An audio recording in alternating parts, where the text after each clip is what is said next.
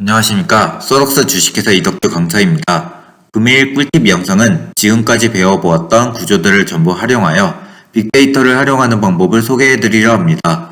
우선 저희가 지금까지 배웠던 것들에는 무엇이 있었는지 한번 확인해 보도록 하겠습니다. 첫 번째로 파이썬과 넷뷰 사이에서 문자를 주고받는 방법을 배웠습니다. 그때는 문자를 주고받기 위해서 TCP/IP 통신을 사용했었죠. 두 번째로 파이썬과 넷뷰 사이에서 문자를 주고받는 것뿐만 아니라 데이터 및 결과를 주고받는 방법을 배웠습니다. 그때도 TCP/IP 통신을 사용했었고 이때 이 방법과 구조를 이용해서 인공지능을 활용할 수 있었죠. 세 번째는 두 번째와 유사했지만 일반 인공지능 구조에서 더 나아가 이미지 분류를 하는 인공지능 활용 방법을 배웠습니다. 그때도 물론 TCP/IP 통신을 사용했었죠. 네 번째로 데이터베이스와 넷뷰를 연동하는 방법을 배웠습니다. 그 이후로 두 개의 영상이 더 올라왔었는데 각각 데이터베이스의 기본 함수 구조들과 쿼리 사용을 권장하고 있는 이유 및 쿼리를 사용한 데이터베이스 활용 방법을 배웠습니다. 이처럼 저희는 지난 꿀팁 영상들을 통해 넷뷰에서 취득한 데이터를 가지고 파이썬의 인공지능 구조에서 결과를 예측하는 방법과 넷뷰의 데이터를 데이터베이스에 활용하는 방법을 6개의 영상을 통해 배웠습니다.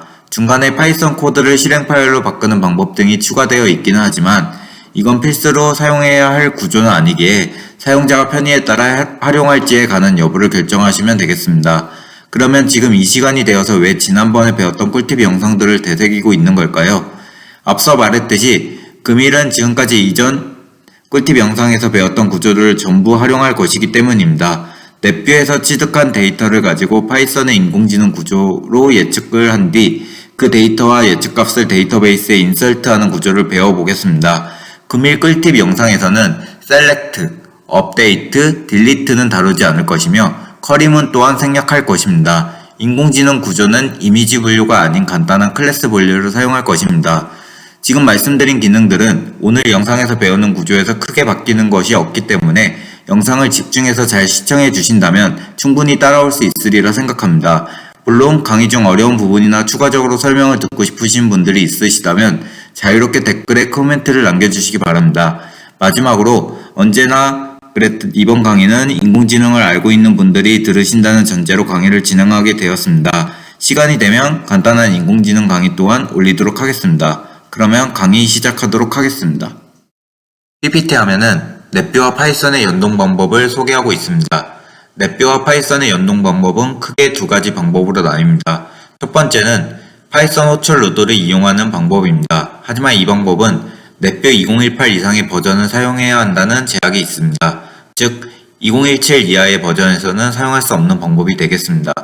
두 번째는 TCP/IP 통신을 이용하여 연동하는 방법입니다. 제가 가장 선호하고 있는 방법이기도 하며 지난 꿀팁 영상에서 모두 이 방법을 이용하여 넷뷰와 파이썬끼리 연동을 했었죠. 이 방법을 이용하면 첫 번째 방법과 다르게 넷뷰 버전에 따른 제약이 전혀 없다는 장점이 있습니다. 또한 파이썬 코드를 실행 파일로 바꾸게 되면 파이썬 코드와 에디터가 없어도 해당 실행 파일을 사용할 수 있는데 첫 번째 방법은 파이썬 코드가 반드시 있어야 하는 것에 반해 두 번째 방법으로는 TCP/IP 통신만 가능하면 파이썬 코드가 없어도 사용할 수 있기 때문에 두 번째 방법은 실행 파일에서도 사용 가능한 방법이라는 장점이 있습니다. 이전 꿀팁 영상과 동일하게 해당 꿀팁 영상에서도 TCP/IP를 통한 넷뷰와 파이썬의 연동을 진행할 것입니다. 간단하게 연동을 하는 구조를 살펴보면 넷뷰에서 취득한 데이터를 파이썬에 송신하고 파이썬은 해당 데이터를 가지고 결과를 예측한 뒤 넷뷰의 결과를 송신하는 구조로 되어 있습니다. 그러면 넷뷰와 파이썬을 TCP/IP로 연동하기 위해 어떠한 절차를 따라야 하는지를 소개하겠습니다. 지금까지 제 꿀팁 영상을 쭉 보신 분들이라면 어떠한 절차로 진행을 해야 하는지 잘 알고 계실 거라 생각이 드는데요. 한번 정리하는 겸 다시 한번 천천히 설명을 드리도록 하겠습니다. 우선 TCP/IP 통신을 하기 위해서는 서버와 클라이언트가 있어야 하겠죠. 서버가 망을 열어놓고 그 망에 클라이언트가 접속해서 요청을 하기를 기다려야 하잖아요. 해당 구조에서 서버는 파이썬이 되고 클라이언트는 넷뷰가 됩니다. TCP/IP 통신은 UDP 통신과 다르게 무언가 데이터를 받았다면 데이터를 잘 받았다는 에크를 날리는 특성이 있습니다. 즉 데이터를 날리기만 하고 에크를 받지 않는 UDP와 다르게 데이터 손실 부분에 강한 장점을 가지고 있습니다. 이 특성을 이용해서 저는 데이터를 날리고 에크로 리절트, 결과를 받는 구조를 작성해 보았습니다. 그러면 천천히 실제로 TCP/IP 통신을 통해 설명드린 구조를 진행하기 위한 절차를 소개하겠습니다. 첫 번째로 결과 예측을 하기 위한 준비 과정으로 모아놓은 데이터셋으로 학습을 진행하기 위한 파이썬 코드를 실행해야 합니다. 해당 코드를 실행해서 결과적으로 웨이트 및 모델을 저장해야 TCP/IP 통신을 통해 결과 예측을 하기 위한 준비 과정을 마무리했다고 할 수 있습니다. 다음으로 저장된 웨이트 및 모델 등을 불러와 TCP/IP 통신 중 결과를 예측하기 위한 파이썬 코드를 실행합니다. 이때 파이썬은 클라이언트가 붙기를 기다리는 서버 역할을 하게 됩니다. 다음으로 랩뷰를 실행하고 데이터를 취득한 뒤 TCP/IP 통신을 통해 파이썬에게 데이터를送신합니다. 데이터를 받은 파이썬은 불러온 웨이트 및 모델로 결과를 예측하고 에크로 예측한 결과를 랩뷰로送신합니다. 해당 절차를 이용해서 랩뷰에서 취득한 데이터를 가지고 파이썬의 인공지능으로 결과를 예측하는 구조를 진행할 수 있습니다. 이때 코드는 학습용 파이썬 코드, 통신용 파이썬 코드 및 랩뷰 코드로 총 3개의 코드가 필요합니다. 다음으로 랩뷰와 데이터베이스를 연동하는 방법을 소개하겠습니다. 제 꿀팁 영상을 보신 분들이라면 랩뷰와 데이터베이스를 연동하기 위해서는 ODBC에 DSN을 추가하고 UDL 파일을 만들어야 한다는 것을 잘 알고 계시겠죠? 해당 방법을 아직 숙지하지 못하셨다면 ODBC에 DSN을 추가하고 UDL 파일을 만드는 방법이 소개되어 있는 영상을 참고하시기 바랍니다. 이번 꿀팁 영상에서는 인설트 동작만을 실행할 것이며 커리문은 사용하지 않을 것입니다. 다른 동작이나 커리문 사용은 금일 배우는 구조에서 크게 바뀌는 것이 없으니 지금까지 꿀팁 영상을 봐주신 분들이라면 충분히 쉽게 따라하실 수 있으리라 생각합니다. 랩뷰와 파이썬을 통해 취득하고 예측한 데이터 및 결과값을 데이터베이스에 인설트하는 동작을 진행할 것이며 해당 구조를 이용하여 인공지능 모델이 바뀌거나 데이터 및 포맷이 바뀌는 것에 따른 세부 사항들을 쉽게 변경하는 것이 가능하기 때문에 다양한 데이터베이스에서 다양한 인공지능 모델로 다양한 포맷에 따른 빅데이터 활용 API를 만드는 것이 가능하리라 생각합니다. 그러면 실제로 해당 구조를 이용해서 빅데이터 활용을 하기 위한 실습을 한번 진행해 보도록 하겠습니다. 해당 실습은 간단한 인공지능 모델인 소프트맥스와 어세스DB를 이용했습니다. 데이터베이스가 변경되면 추가해야 하는 DSN이 변경되어지고 인공지능 모델이 변경되면 파이썬 및 랩뷰 코드가 변경되어야 한다는 부분을 주의해 주시기 바랍니다. 우선 인공지능 모델을 사용하기 위한 데이터셋을 보이고 있는 화면입니다. 지난 꿀팁 영상에서 소개된 바가 있는 데이터셋이죠. 동물군 분류 데이터셋입니다. 파란색 박스 부분이 학습을 진행하기 위한 학습 데이터이고 빨간색 박스 부분이 결과값입니다. 파란색 박스 부분을 이용해서 학습을 진행하고 나온 예측값과 빨간색 박스 부분의 결과값을 비교하며 교정해 나가는 과정을 진행하게 되어 있습니다. 총 100일행 17열로 이루어져 있는 데이터셋이고 16열이 학습 데이터, 마지막 열이 결과값으로 학습 데이터의 각 열의 의미는 다리수, 지느러미수, 꼬리수 등을 의미하고 있습니다. 마지막 열의 숫자는 포유류, 파충류, 양서류 등의 동물군을 의미하고 있습니다. 앞서 말했듯이 인공지능을 어느 정도 알고 있는 사람이 듣고 있다는 전제로 강의가 진행되어지기 때문에 자세한 내용은 생략하도록 하겠습니다. 데이터셋으로 궁금하신 내용이 있으신 분들은 댓글에 남겨주세요. 다음은 랩뷰와 데이터베이스를 연동하는 방법 중 인설트하는 방법을 소개하고 있습니다. 테스트란 이름의 테이블에 ABCD란 컬럼을 만들고 그 안에 1, 2, 3, 4란 데이터를 인설트하는 것이 보이시죠? 해당 코드를 실행하며 어세스DB에 설정한 대로의 값들이 그대로 들어간다는 것을 예측할 수 있고 그 예측 결과는 PPT 화면의 위쪽을 통해 확인 가능합니다. 이 방법은 커리문을 사용하는 것이 아니기 때문에 데이터의 길이에 대한 제한을 받습니다. 그렇기 때문에 여러분들은 실제 데이터베이스를 사용할 때 커리문을 사용하시기를 권장드립니다. 강의는 응용 방법을 소개해드리는 것이기 때문에 커리문 사용을 하지 않았다는 점을 알려드립니다. 만약 커리문을 어떻게 사용하는지 모르시겠다는 분들은 이전에 커리문 권장 이유와 함께 사용하는 방법을 소개한 영상을 올렸으니 참고하시기 바랍니다. 이제 랩뷰와 파이썬 및 데이터베이스를 연동하는 방법 등을 다 소개했다면 실제로 코드를 이용해 실습을 진행해 봐야겠죠? 코드는 PPT 화면을 보면 알 수 있지만 실습을 통해서 한번 확인해 보도록 하겠습니다. 실습은 학습을 진행하거나 DSN 추가와 UDL 파일을 만드는 방법은 생략하고 진행하도록 하겠습니다. 그러면 랩뷰 코드를 한번 켜볼게요. 저는 미리 만들어놨던 랩뷰 코드를 열었고요. 이 코드 같은 경우는 당사에서 운영하는 카페에 올리도록 하겠습니다. 그러면 이제 코드를 한번 살펴볼 건데, 저희가 파이썬에다가 넷뷰에서 취득한 데이터를 통신한다고 했죠. 근데 지금 같은 경우는 NI 장비를 이용하고 있지 않습니다. 그렇기 때문에 가상의 데이터를 만들어주기 위한 구조를 넣어놨고요. 이 가상의 데이터가 만들어졌다면 TCP/IP 통신을 통해서 파이썬에 데이터를 보내게 되어 있습니다. 그렇기 때문에 이 TCP/IP 통신을 하는 구조가 들어가 있고요. 그리고 나서는 이제 결과값과 데이터들을 데이터베이스에 쓰기 위한 데이터베이스가 활용되는 구조가 이렇게 포함되어 있는 것을 확인하실 수가 있습니다. 지금까지 제 꿀팁 영상들을 보셨다면 이 코드들이 왜 이렇게 작성이 됐는지는 잘 알고 계실 거라 생각이 듭니다. 간단하게 이제 전체적인 코드에 대한 해석을 했다면 동작이 어떻게 진행되는지 한번 보도록 할게요.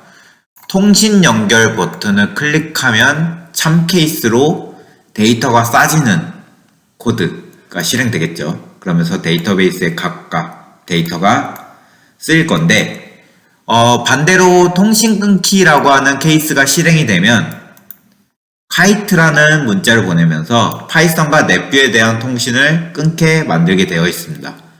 그럼 이제 이 코드를 한번 돌려볼게요. 그러면 저희가 이 빅데이터 활용하는 데 있어서 넷뷰와 파이썬을 TCP/IP 통신을 붙여줘야 되는데, 그때 가장 먼저 한다는 것은 학습이 다 진행된 결과에 파이썬 코드를 실행한다라고 말씀을 드렸죠. 그렇기 때문에 통신하기 위한 파이썬 코드를 먼저 실행해 주고요.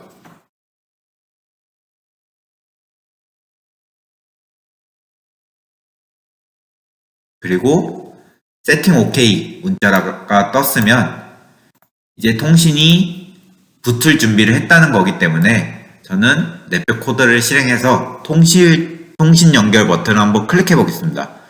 통신 연결 버튼을 클릭하면 TCP/IP 통신을 통해 데이터를 보내겠죠. 자, 통신 연결을 통해서 데이터를 보낸 다음 리저트를 6을 받았대요. 실제로 여기 6을 썼는지 한번 확인을 해보면 예측 부분에 array하고 6이 나와 있는 거 보실 수 있으시죠? 그러면 다시 한번 값을 쌓아볼게요. 그랬더니 5가 받아지고 파이썬도 5라는 걸 예측했어요. 파이썬에서 예측한 5를 넷뷰에 ec로 보낸 거죠. 그리고 나서 봤더니 1, 여기 2와 2와 2, 3과 3. 자, 여기까지 파이썬과 넷뷰끼리 데이터를 주고받는 거에 대한 결과를 봤다면 실제로 데이터베이스에 값이 써져 있는지를 한번 봐봐야 되겠죠. 저는 일단 여기서 통신 끊기를 하고요. 파이썬과 넷뷰가 코드 실행이 다 끝났다는 걸 볼 수 있고, 데이터베이스의 값이 제대로 갔는지 보기 위해서 accessDB를 한번 열어볼게요.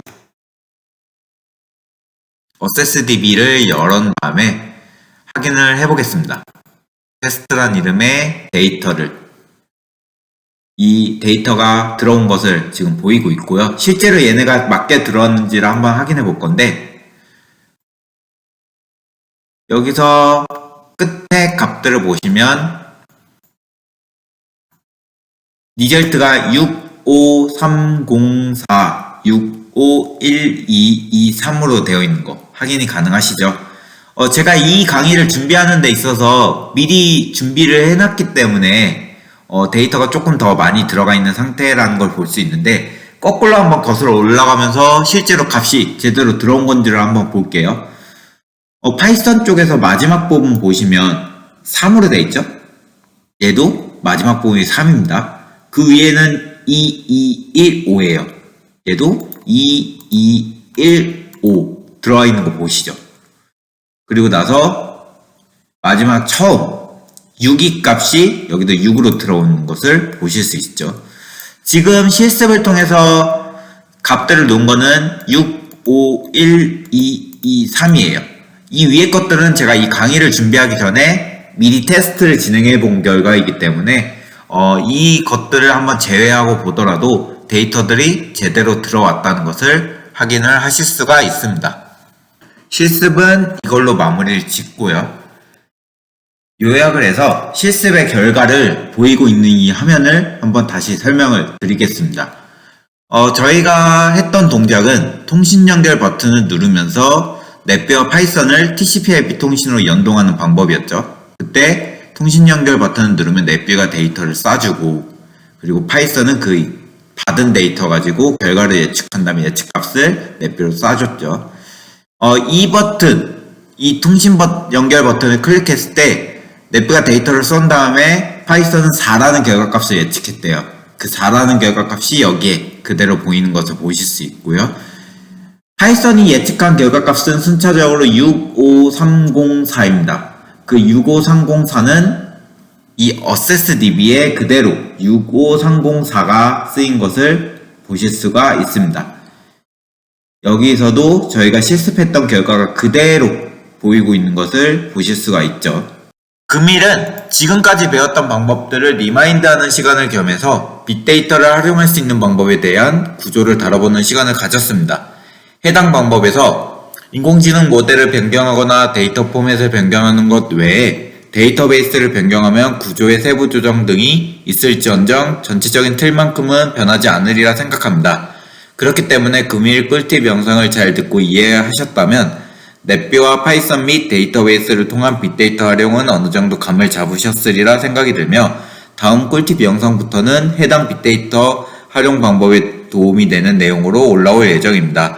실행 파일을 만들 때 꼭 필요한 파일이 필수적으로 설치되어지게 한다든가, 데이터베이스를 사용하는 것에 있어 고질적인 문제로 소개되어지고 있는 메모리 누수를 모니터링할 수 있는 방법 등을 소개드릴 예정입니다. 해당 꿀팁 영상 외에도 인공지능에 대한 간단한 강의 또한 시간이 되면 올라올 예정이기 때문에 많은 관심 부탁드립니다. 그러면 금일 꿀팁 영상은 이것으로 마치도록 하겠습니다. 강의 들어주시느라 수고 많으셨습니다. 저는 다음 강의 때 뵙도록 하겠습니다. 감사합니다.